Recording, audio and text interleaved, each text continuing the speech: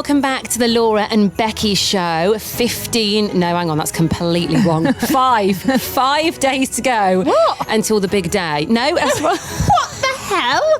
Jesus! What is it, Becky? 15? I should make it up. Yeah, 3 days, guys. 3 days. It's not 5 days, is it? Jesus Christ! I'm so sorry, everyone. I'm so sorry. How many days? It's the 15th. It's the 15th today. It's the 25th. 10 days to go. Oh my God. What just happened? I'm really sorry if I panicked anybody there. It's 10 days to go, okay? I repeat, 10 days to go. We are sponsored by Dunston Hall Garden Centre and Bistro and Ringwood Hall Hotel and Spa. Oh my God. Well, listen, if you're new here, then this is pretty much what it's like. Yeah, we don't edit this, guys, by the way. So literally, when we come in and record the podcast, whatever comes out goes into the podcast. We've never edited it, I don't think, have we? I was listening to a podcast yesterday and they have like their producer sat in with them and blah, blah, blah. And then like, oh, you're going to have fun at editing this. And I was like, sod that. Hey, should we introduce our producer? Yeah. Hey, here he is. Come over. Come and say hello. Come over. Come and get closer. What are we going to call you, producer? Larry! I'm sorry, Larry. what? Larry, I think he said. Oh. Larry. We Larry let the him gruff out occasionally. Larry the what? The gruff producer. It's a very gruff voice. Yeah. Editing. Yeah, and do we have a producer? Just in case anybody actually thought that was real. Oh, do you remember when we started our radio show last year? Right, and we were told we'd had a producer sitting in with us. We were like, what? It was him sat with us the whole time. Hey, mate, he came in every morning, didn't he, and sat with us. And then we kind of got used to him. And then when he wasn't there, we're like, where is he? Yeah, no, actually, we really liked it in the end, didn't we? And then we were like, oh, we need his help. Where is he?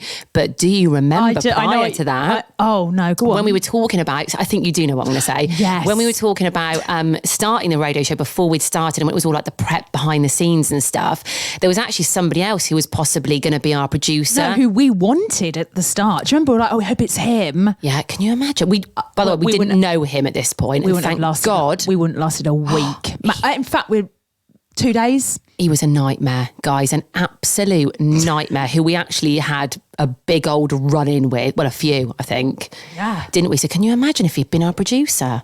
No. Well, we wouldn't have lasted that. No.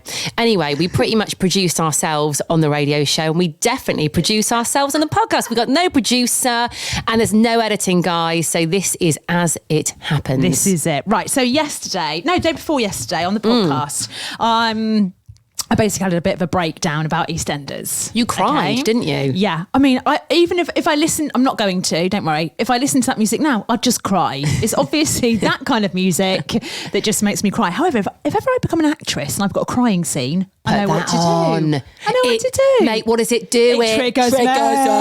It triggers her. It's a trigger. What I love, and I did listen back to that podcast because what I love is that I'm a complete wreck and you're like, no, don't trigger me. What are you talking about? I just love the fact that you're just playing me music. I love it. But anyway, I am not the only one, right? It triggers other people, apparently. It triggers other people. So Sarah, who lives in Tenerife, actually, hello Sarah, message saying, where is it? Here it is. I've just been listening to yesterday's podcast. I don't know whether I'm still emotional after listening to Philip's call in yesterday. That wasn't to us. That was Philip on LBC. Remember that really sad? Oh, yeah. God. She said, but your voice message set me off. I cannot stop crying. I used to love EastEnders at Christmas. Not watched it for years, but oh my God, I'm an emotional wreck and I didn't even see the episode you're talking about. So that was the voice note that you sent your sister that we played out on the podcast, where you are a mess. Yeah, I got another one from Han. Where is it? She was at her desk at work. Oh, here we go. Just put me at my desk at work, had to hold in a big sob just from hearing you recall the story on your podcast. Didn't Kieran message as well? Yeah, Kieran messaged. And at first I thought he was like, oh, Laura. But he was like, no, I'm with you. Like, yeah, I'm definitely not the only one, which is good. So we need to not listen to that when you're feeling a little bit vulnerable, a little bit emotional. Do not put that on because it will set you off. Yeah, and also Sarah Sarah watched the Dot Cotton episode last night. She couldn't even voice note. She just put Too much. she's got snot running down her face and all sorts. So I love it. Yeah. It triggers people, guys. It's a trigger. Also, yesterday we did a bit more of a serious podcast, didn't we? We like to do these every now and again, and this one was keeping it real at Christmas. If you haven't heard it yet and you are feeling a little bit anxious about Christmas, then have a listen. Now, somebody who wants to remain anonymous did message yesterday. It's from a man. Oh, man. A man. So managed to cram a listen in between supermarket dashes yesterday. And then he puts a bit about that, which I won't read, All jokes aside, it was a very relatable podcast and made me take a pause to check myself. Keeping myself busy to put off the realisation of the inevitable, that I'm spending my first Christmas Eve and Christmas morning without my daughter, which I'm really sad about. If any of your listeners fancy a quiet beer and a chat on the run-up, then I'm game. Oh. I like that. So if there is anyone listening, man or woman... Yeah... who maybe is going to be alone or haven't got their kids with them and is around in the Sheffield area, then I got someone to hook you up with. Well, get in contact, thelauraandbeckyshow@gmail.com. I like that. In fact, get in contact. We do love your stories. So maybe it. you're stressed out with Christmas. Maybe you're not. Maybe you've got a funny story. Maybe you're really looking forward to Christmas. Let us know. Yeah, we just love hearing from you. Go on, sorry. No, I was going to talk about what I did yesterday. I am loving this at the moment. Because I think we've swapped roles. I thought I was a bit of the rogue driver. Do you remember when I went through that red light in Derby? Around a really major roundabout. You were like, Lord, what are you doing? I was like, straight through a red light. I was like, what? I was scared for my life that day. You're right, we have reversed. Because I like to think I'm actually a really good driver. I've never really... No, actually, I don't want to say that. I'm not going to say, but basically, I'm a good driver. Until up and about... 6 months ago, I'd say, and it all went horribly wrong. I have got a little Nissan Juke, right, that I was going to say pootle about in. No, you zip about in that. You zip about in it. I'm a bit like Mr. Bean in his little yellow car, aren't I? Yeah. Literally, I am in and out of spaces, in and out of traffic. Yeah, I zip about. Yeah, you do. You are definitely a zipper, not a pootler. Not in your car. But I've never... No, sorry, I'm not going to say it because I don't want to say it. But what do you keep doing, first of all? Well, it started about 6 months ago. I keep scraping my car against things and it keeps happening and it keeps happening and it keeps happening. My car is a wreck at the moment. So my driveway's a little bit awkward, isn't it, from my house? It's terrifying. It is. It's on a bit of a bend and I had a nightmare when I first moved in. Anyway, I've got used to it now, but I think these dark nights have not helped the situation. But when I'm pulling out, I've scraped my car twice on the wall on my driveway because it is a bit tight. So that's that. Then I drove into... basically a bollard in a Tesco not long ago. And then yesterday was the worst one, right? I mean, I do not need to scratch my car anymore. And people keep saying to me, oh my God, they're like, what's happened to your car? And I'm like, it's just me scraping it. I was on the school run yesterday. Anyway, I dropped Lily off, got back in the car, and I was sort of like reversing off this street. Weren't you listening to a voice note from me as well at the same time? Yes. Can I blame you? No. You distracted me. So, pulling off, and there was like a road sign there, and I was sort of like looking behind, and I just heard this, and I thought, no, God, no, not again. And I literally looked round, and the front of my car was wedged against this road sign. So I then had to like manoeuvre, and obviously it was squeaking, that horrible noise of like... such a horrible noise. Ooh, it gets me every time.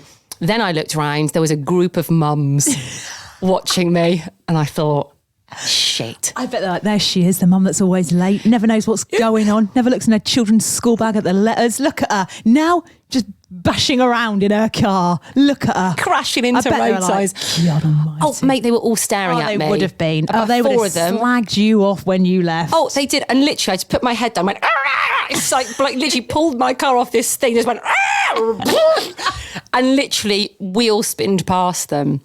When you arrive at Lily's carol singing service stuff. They're going to be like, there she is, isn't it? Oh, I'm surprised she's here. Doesn't be like, oh, she's come, has she? Mate, I'm going to be the talk of the school playground. Oh, she got the right day. Yeah. I heard she thought it was tomorrow. I heard she thought it was the nativity. I heard she don't look in her children's school bag at letters. Yeah, you're going to get caned, mate. You're going to get absolutely caned. I might take a vodka with me. Right, okay. What's going on in the world? We've just watched this, and this is horrific. Well, I'm going to play it. I could probably play out there. I mean, this is why, well, one of the reasons why I don't go on fairground rides. Same. So this is at Winter Wonderland, isn't it, in Hyde Park in London. It's a slingshot ride, is it? It's slingshots, the bungee thing. So you're in a cage next to your mate, strapped in, and then shoots you up, doesn't it? Yeah, listen to this. I mean, it is awful. But I like the person that's running goes, oh, I would be like, shit, I'd run away because I'd be worried that would land somewhere. Yeah. So they're kind of waiting for the ride to go. And then you'll hear it. Oh, they're waiting. There they are, thinking they're going to have a nice time. It starts.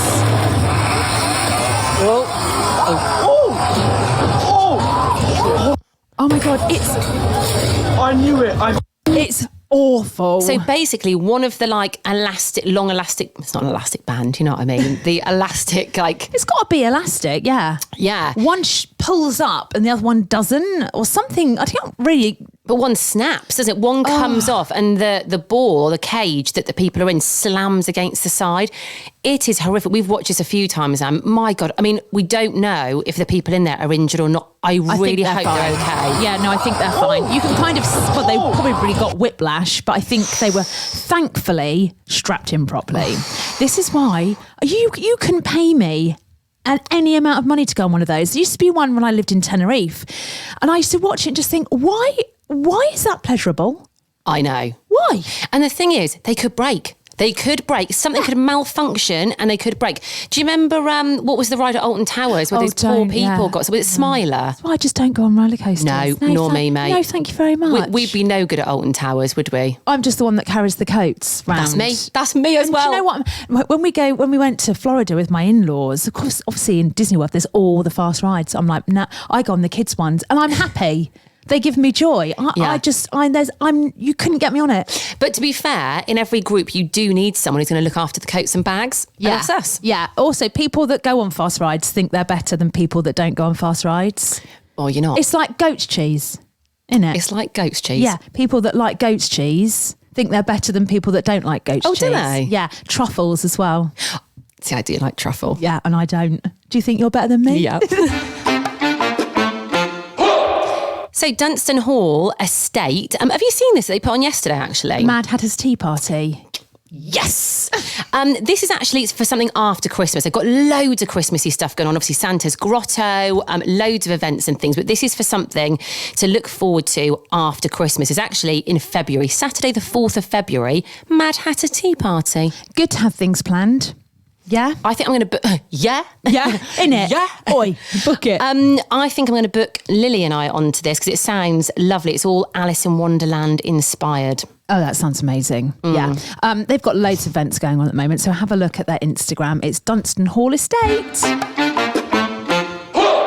Mate. Mate, I was absolutely crying at this last night. So, obviously, with the kids in the run up to Christmas, it's a given that you have to take them to see Father Christmas. Yeah. And you have visions. Although a lot of children are scared shitless of Father Christmas. They're like, I don't want to go and sit on that strange man's knee. I just don't want to do it. Thank you very much. You can't blame them, can you, really? Yeah. So last night I met up with a friend of mine and her kids, and I took Lily along. And actually we went a bit of a way. We travelled about an hour to go and see this Father Christmas. And we paid a fair bit of money for it, I'm going to say, and when you pay a little bit extra, you want a really good experience, don't you? Mm-hmm. We didn't quite get that last night. Was the food nice? No. It's all right. So it wasn't great, the whole experience. Lily, the kids had sausage and mash, and Lily turned to me and went, the sausage is spicy, Mummy, it tastes spicy. Oh, right. So they didn't really eat much of it. Right. So went along to, I won't say where the place is because that's a bit unfair, but we went along and you basically have dinner with Father Christmas. So you have your sausage and mash and then there's all elves there and everything. It was in a beautiful place actually. But then Father Christmas comes out and then he comes and sits and talks to all the kids and you have a picture with him and he gives you all a present and stuff. Anyway, he appeared on this balcony first of all. We were all like, oh, bloody hell, there he is up there. And he, you know how you imagine Father Christmas to move? He's an older man. He's a bit slow, isn't he? And a bit Father Christmassy. Well, this guy was jigging about all over the place for a start. So everyone was a bit like, that doesn't look like Father Christmas. His face didn't really look like him either. Do you think it's because he had a natural white beard that they just thought, yeah, he'll do? Yes. Yeah. But you've seen his face. He did not look like a Father Christmas. He looked a bit scared. Oh my God, I've just thought what he reminds me of. He looked scary. Do you remember the scary rabbit out of Watership Down? Yes. He looked a bit like him. Yes. I can't. Now there's another trigger. Don't mention Watership Down. That song from it, what's it called? When the thing Bright Eyes. Dies in that. Yeah, because when he's dead. That is, honestly. That's harrowing. Yeah. My mum, that triggers my mum as well. It's awful. Awful. Well, he looked a bit like him anyway. He looked a bit like the bad rabbit in Watership Down. We'll Google it in a minute. Anyway, he then came down and sat with everybody, but he wasn't really talking to the kids. So he sat next to me and my friend and he started talking to us and asking us about how far we'd come and blah, blah, blah. But he wasn't a Father Christmas. And by this point, then I could see a lot of adults were laughing, which kind of, you think, oh, it's a bit bad and a bit mean. But I think we all just expected a really, really good Father Christmas and he just wasn't. And then he sort of went and slumped in this chair to wait for the kids to come out. And he looked done in. He looked absolutely done in, this Father Christmas. He was like slumped and he looked like he'd had enough. He probably had, to be fair. I mean, I wonder if he's like, I feel like if he's a volunteer, then fair enough. But if he's being paid to be there, which I presume he probably is, you've got to be the character. You've got to watch. You've got to study your character. The Father Christmas we had at the Chesterfield Christmas Light Switch on, bloody, he almost convinced me. He was amazing. Yeah, that's what you want. Oh, that's what you want, a jolly one, don't you? And a bit of a big tum and a nice face. Who else he looked like? He looks like the baddie out of Lord of the Rings. That wizard, the baddie wizard. He looked like him, didn't he? Yes. By the way, mate, they've remade Watership Down. That was him, mate. Yeah, there he is. Salivating at the mouth. Mate, they've remade it. Oh, why would you do that? Have you seen that? No, I can't bring myself to watch the I tell you what else harrowing that I would never ever let my kids watch is Neverending Story. You ever seen that film when that horse dies in that mud? Well, sinks into the mud. Yeah. Who thought? Right, what we'll do in this part is the horse will sink and we'll make it a really harrowing scene. That horse could have just run off. It could have got spooked and run off. But no, you literally watch it down to its nostrils sink in. I will never forget watching that. Awful. Oh, who put that in that film? It's a great film. Yeah, but not that bit. Not that bit. No, that's the worst bit. I'm with you. Yeah. Did Lily say anything else about the Santa? Or she just wasn't impressed? She whispered to me, bless her, she didn't want to say it out loud. She whispered, she went, Mummy, he doesn't seem like Santa. And I mean, I couldn't even fake it. I just went, yeah, he doesn't really, does he? No. I mean, obviously, they're Father Christmas's helpers, aren't there? A lot of these ones. They are. They are. I mean, even the guy we had at Dunston Hall, I love the fact he was just stood out of costume having a beer in the kitchen. Yes. But when he put his outfit on, he was Father Christmas. Yeah. Because I put some pictures on my Instagram last night and someone messaged me going, oh, he's off to have 10 pints at the Working Men's Club after this. I was like, yep. Absolutely. So Ringwood Hall Hotel and Spa have got lots and lots of lovely things on over Christmas, but I think I need to reiterate that getting someone a voucher to go and spend time in a spa, some self-care, I think is what people are calling it at the moment, is a banging Christmas present. Oh, it really is. They've actually got a winter warmer half-day spa package, haven't they? Which sounds amazing. A welcome smoothie shot, 4-hour spa access. You get a 25-minute treatment included. You get mulled wine and a mince pie. And you get a little voucher as well to use in store and 10 quid off skincare. I mean, what's not to love? Yeah, they've got loads of things going on, lots of events as well. So have a look at them on Instagram. It's Ringwood Hall Hotel and Spa. Right, that's it from us, isn't it, today? Yeah, we're quizzing tonight, aren't we? A Christmas quiz. Big fat quiz of the year. Yeah, we're We've looking done forward the quiz, to this. haven't we? Mm-hmm. It'll be good. We're going to dress up, have a few drinks. I was going to say, Calm we're going to have a few down. drinks tonight, aren't we? I feel like it tonight. Yeah, it's at the Batch House in Chesterfield from 7 o'clock. Yeah, come and say hello if you're around. Yeah, I've got a brilliant prize as well, especially if you're into bread making. It's going to be great. What great prize. Need that dough. Need it. Need it. Need it. Need it.